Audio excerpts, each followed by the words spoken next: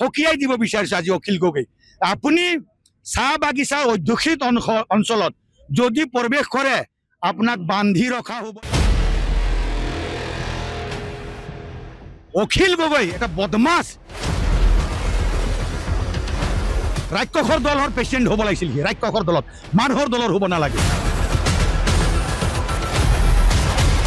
তাৰ বাপৰ মাটি এইটো নহয়। তেওঁ এই প্ৰথম MLA আৰু এই তাৰ শেষ MLA। আপোনাক আমি য'তে পাম তাৰ পৰা আপোনাক আমি অৰায়ত্ব কৰি চাহ বাগিচাত ৰাইজৰ মাজত আনিম আৰু চাহ বাগিচা ৰাইজৰ মাজত আপুনি ক'ব লাগিব যে আপোনালোক পট্টা মাটি পাব নালাগে।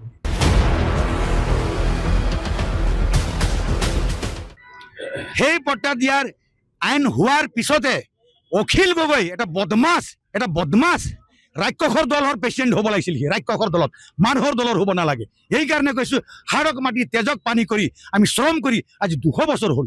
এই 200 বছৰৰ পিছত 75 বছৰ অসমত চৰকাৰ গঠন হ'ল, কিন্তু 75 বছৰ কোনো চৰকাৰে কোনোদিনেই আমাৰ এই কথা চিন্তা নকৰিলে। আজি হিমন্ত বিশ্ব শৰ্মা ডাঙৰীয়াক আমি ইতিহাস ৰচি পেলাই গৈ আমাৰ চাহ শ্ৰমিক ৰাইজক পট্টা মাটি দিয়াৰ ব্যৱস্থা কৰিছে। গতিকে আমি এই পট্টা মাটি দিয়াক লৈ তেওঁ যিটো বিৰূপ মন্তব্য কৰিছে যে চাহ জনগোষ্ঠীক সকলোকে পট্টা দিব লাগিব, নহ'লে চাহ শ্ৰমিক ৰাইজকো পট্টা দিব নালাগে। তাৰ বাপৰ মাটি এইটো নহয়। মই কৈছোঁ টাটা কোম্পানীৰ মাটি লৈছে, আছাম কোম্পানী লৈছে। তেওঁৰ সমষ্টিৰ 500 বিঘা মাটি অসম চৰকাৰে লোৱা নাই। সেইকাৰণে তেওঁৰ নৈতিক অধিকাৰ নাই কোৱাৰ। আৰু সকীয়াই দিব বিচাৰিছে আজি অখিল গগৈ। আপুনি চাহ বাগিচাৰ অধ্যুষিত অঞ্চলত যদি প্ৰৱেশ কৰে আপোনাক বান্ধি ৰখা হ'ব। এইকাৰণে কৈছোঁ আপুনি পট্টা মাটি পাব নালাগে বুলি চাহ শ্ৰমিকৰ কথাটো কৈছে।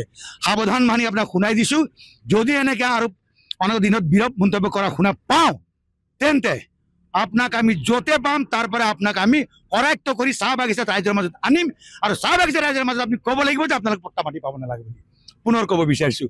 অসম চৰকাৰ, আমাৰ অসম চাহ মজদুৰ সংঘৰ সাধাৰণ সম্পাদক তথা শ্ৰম মন্ত্ৰী ৰূপেশ গোহালা ডাঙৰীয়াৰ অশেষ কষ্টত, অসমৰ মাননীয় মুখ্যমন্ত্ৰী অশেষ কষ্টত আজি যি আমি পট্টা পাবলৈ আগবাঢ়িছোঁ। আৰু এনেকৈ কিছু আইন বনাইছে যে সেই পৰিয়ালৰ যদি ঘৰখন বেংকত যদি জমা দি পেলাই লোন লৈ পেলাই তেওঁ ঘৰ নতুনকৈ সাজিব পাৰিব।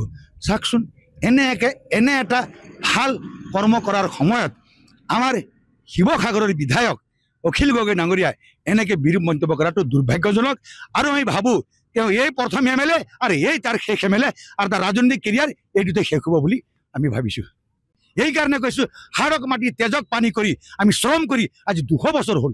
এই 200 বছৰৰ পিছত 75 বছৰ অসমত চৰকাৰ গঠন হ'ল, কিন্তু 75 বছৰ কোনো চৰকাৰে কোনোদিনেই আমাৰ এই কথা চিন্তা নকৰিলে। আজি হিমন্ত বিশ্ব শৰ্মা ডাঙৰীয়াক আমি ইতিহাস ৰচি পেলাই গৈ আমাৰ চাহ শ্ৰমিক ৰাইজক পট্টা মাটি দিয়াৰ ব্যৱস্থা কৰিছে।